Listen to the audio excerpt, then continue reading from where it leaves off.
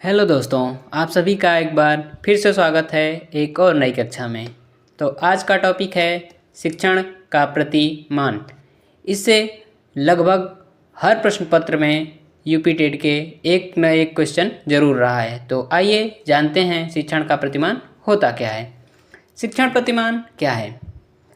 यह वह व्यवस्थित ढांचा या मॉडल है जिसके आधार पर शिक्षक शिक्षण अधिगम प्रक्रिया का संचालन करता है। यह बताता है कि किसी विषय को पढ़ाने के लिए कौन सी रणनीति, विधि या गतिविधियां अपनाई जाएं ताकि शिक्षण का उद्देश्य प्रभावी ढंग से हो सके। यानी हम ये कह सकते हैं कि जिस प्रकार शिक्षण सूत्र, शिक्षण विधियां शिक्षण को प्रभावी बनाने के लिए उपयोगी हैं, उसी प्रकार शिक्षण प्रतिमान भी है। इसके द्वारा शिक्षण को प्रभावी बनाया जा सकता है।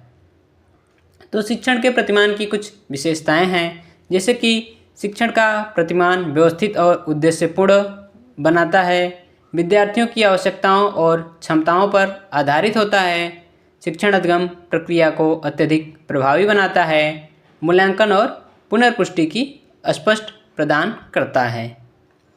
तो ब्रूस जायस और वेली ने शिक्षण के प्रतिमान को वर्गीकृत किया है, जो कि इनकी पुस्तक है मॉडल्स ऑफ टीचिंग। इनकी पुस्तक का नाम याद रखिएगा, मॉडल्स ऑफ टीचिंग में जॉयस और बेल ने शिक्षण प्रतिमानों को 4 भागों में बांटा है। तो कौन कौन से हैं? पहला सूचना प्रसंस्करण प्रतिमान, व्यक्तिगत विकास प्रतिमान, सामाजिक अंतःक्रिया प्रतिमान और व्यवहार परिवर्तन प्रतिमान। तो आइए जानते हैं पहले प्रतिमान के बारे में, सूचना प्रसंस्करण प्रतिमान। यह मुख्यतः ज्ञान, अवधारणाओं और समस्या समाधान इत्यादि कौशलों के विकास पर बल देता है। तो आइए कुछ प्रतिमान हैं और इनके प्रतिमान को देने वाले प्रतिपादक हैं जो कि परीक्षाओं में बार बार पूछे जाते हैं, तो इनको ध्यान रखेंगे।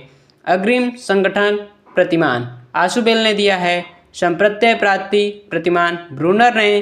परीक्षा प्रशिक्षण प्रतिमान सचमैन ने। बुनियादी शिक्षण प्रतिमान ग्लेसर ने।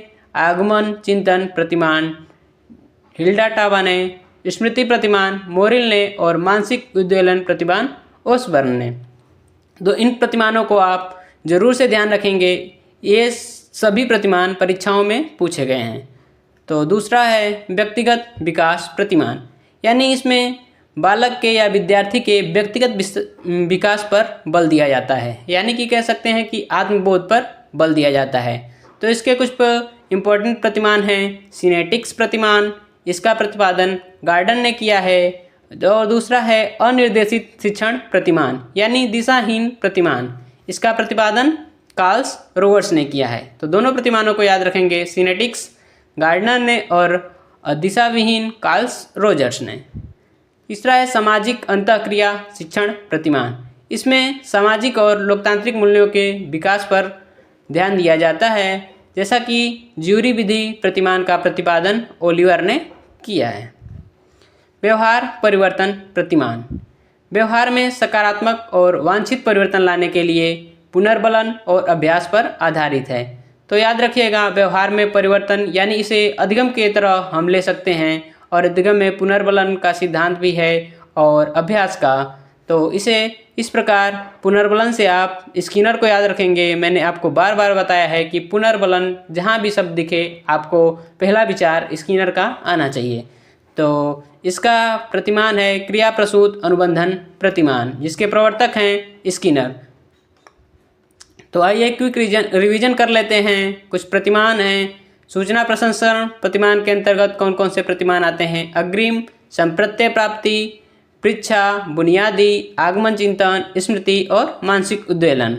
और विकास, व्यक्तिगत विकास के अंतर्गत सिनेटिक्स और अनिर्देशित, सामाजिक अंतःक्रिया के अंतर्गत ज्यूरी विधि और व्यवहारिक परिवर्तन के अंतर्गत क्रिया प्रसूत अनुबंधन। तो ध्यान रखिएगा इन प्रतिमानों को और इनके प्रवर्तकों को। इसी से रिलेटेड प्रश्न पूछे गए हैं, इसके बारे में डीपली नहीं पूछा गया है, इसलिए हम इतना ही आपको बताएंगे। तो वीडियो में लास्ट तक बने रहने के लिए आप सभी का धन्यवाद। मिलते हैं अगली वीडियो में। चैनल को लाइक, सब्सक्राइब और शेयर करें।